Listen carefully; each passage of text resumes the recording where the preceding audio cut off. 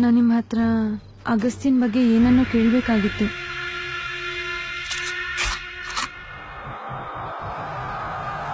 Exam ಹಾಲಿನಲ್ಲಿ ಭಯ ಇರೋನ್ಗೆ ಪಕ್ಕದೊಂದ್ paper ನೋಡ್ಕೊಳಕ್ಕಾಗಲ್ಲ. ಧೈರ್ಯ ಇರೋನ್ಗೆ ಟೆಕ್ಸ್ಟ್ ಬುಕ್ ತಂದ್ರೂ ಹಿಡಿಯಕ್ಕಾಗಲ್ಲ. ಏನ್ ಹೇಳ್ತಾ ಇದೀಯ? ಎಕ್ಸಾಮ್ ಅಲ್ಲಿ ಕಾಪಿ ಹೊಡಿತಾ ಇದ್ನಾ? ನೀನವನ್ ಬಗ್ಗೆ ಕೇಳಿರೋದೆಲ್ಲ ಸುಳ್ಳೆ. ಅಗಸ್ತ್ಯ ಬರೇ ಕಾಪಿ ಹೊಡಿತಿರ್ಲಿಲ್ಲ, ಇಡೀ ಟೆಕ್ಸ್ಟ್ ಬುಕ್ ನ ಇಳಿಸ್ತಾ ಇದ್ದ. ಅವನ್ ಕೆಲವು ಸಬ್ಜೆಕ್ಟ್ಸ್ ಅಲ್ಲ, ಇಡೀ ಎಕ್ಸಾಮ್ನೇ ಕಾಪಿ ಹೊಡೆದಿದ್ದಾನೆ. ಅವನ ಎಕ್ಸಾಮ್ ಅಲ್ಲಿ ಎಕ್ಸ್ಟ್ರಾ ಕ್ವಶನ್ ಬಿಡ್ತಿರ್ಲಿಲ್ಲ, ಆದ್ರೂ ರೋಲ್ ನಂಬರ್ ಕಾಪಿ ಹೊಡಿತಿರ್ಲಿಲ್ಲ.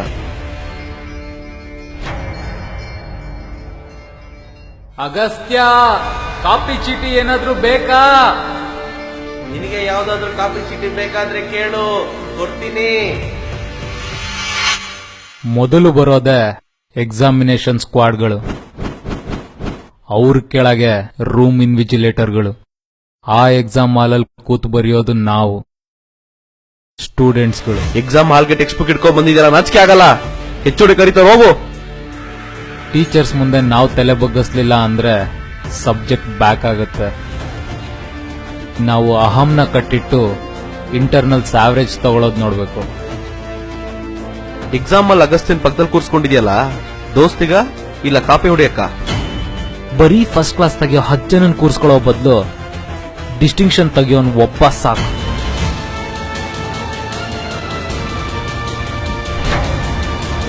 ನೀನು ಟೀಚರ್ಸ್ ನ ನೋಡ್ದೆ, VTU ಸಿಲೆಬಸ್ ನ ನೋಡ್ದೆ. ಇಲ್ಲಿ ಬಕೆಟ್ ಹಿಡಿದ್ರೆ ಇಂಟರ್ನಲ್ಸ್ ಅಲ್ಲಿ ಆವರೇಜ್ ಕೂಡ ಸಿಗೋದಿಲ್ಲ. ಕಾಪಿ ಹೊಡೆದ್ರೆ ಟಾಪರ್ಸ್ ನ ಹಿಂದೆ ಆಗ್ಬೋದು.